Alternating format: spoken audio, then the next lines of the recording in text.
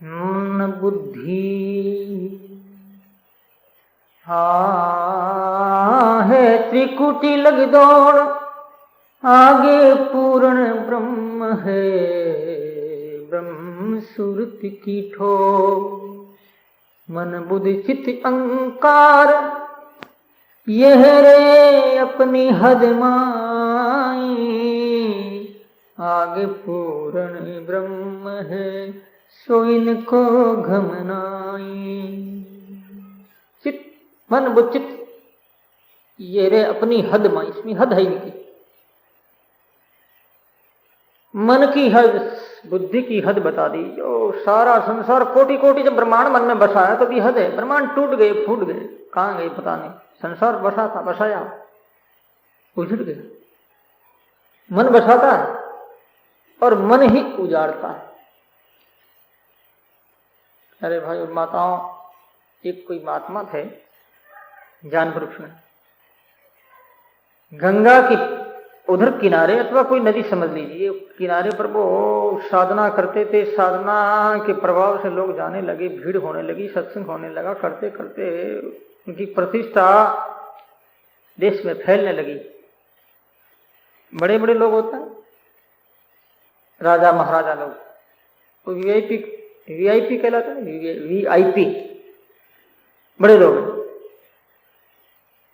सुना राजा ने ऐसा कोई महात्मा आया है, तो राजा गए, देखा महात्मा, देखते उसके मन में आया ऐसा संत बड़े अच्छे है, तो गुरु बना लिया।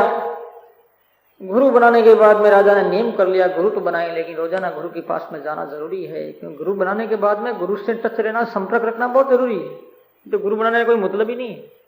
सत्संग में आते हैं तो मार्गदर्शन मिलता है। मिलते मिलते व्यक्ति के अंदर आध्यात्मिक व्यक्तित्व बढ़ने लगता है। ऐसी स्थिति में वो व्यक्ति संसार की वासनाओं से अधिक जीवन बिता करके परमात्मा की प्राप्ति करेगा। सत्संग का महत्व है ना। रोज राजा आता, नदी के पार जाना पड़ता था। खूब वर्षा आई, इतनी वर्षा आई, राजा उस दिन जा नहीं पाया।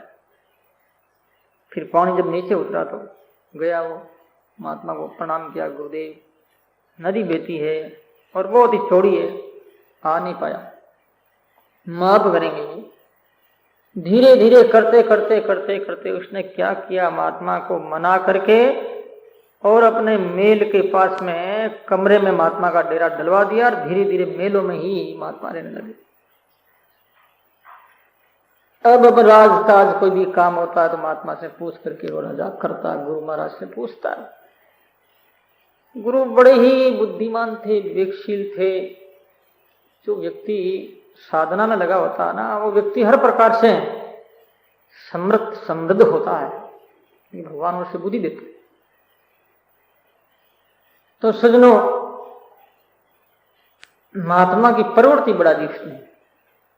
साधना में विघ्न आ गया, समस्या आ गई। एक दिन राजा ने कहा, गुरुदेव तीर्थ यात्रा करने चले। उनका कोई बात नहीं भाई, चलो क्या।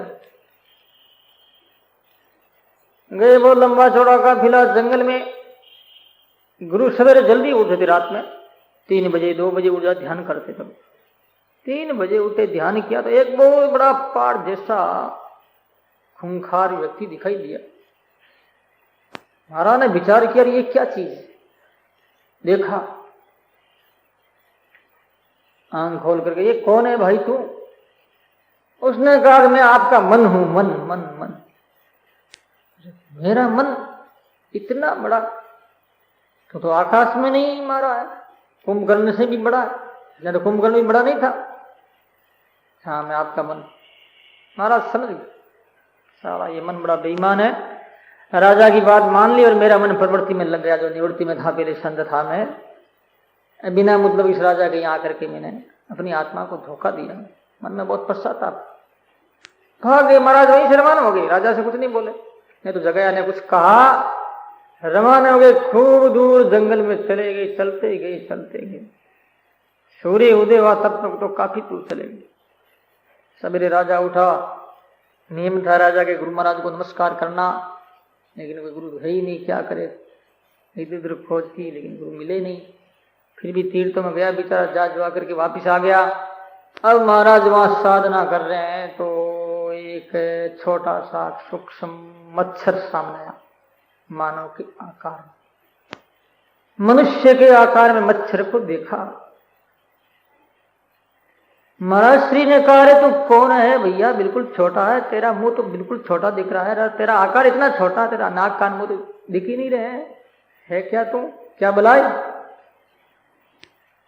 मुझे बहुत मारा, बहुत पिटाई की, बहुत मारा। महाराज ने कहा, साला मैंने तेरे को कब मारा, झूठ बोलता तू कि बिल्कुल आप मुझे मार रहे हैं, कौन है तू?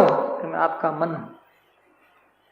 इतना लंबा चौड़ा मन था, पहाड़ के जैसा, वही मन कितना सूक्ष्म हो गया। अमन हो जाता जहां मन रहता नहीं।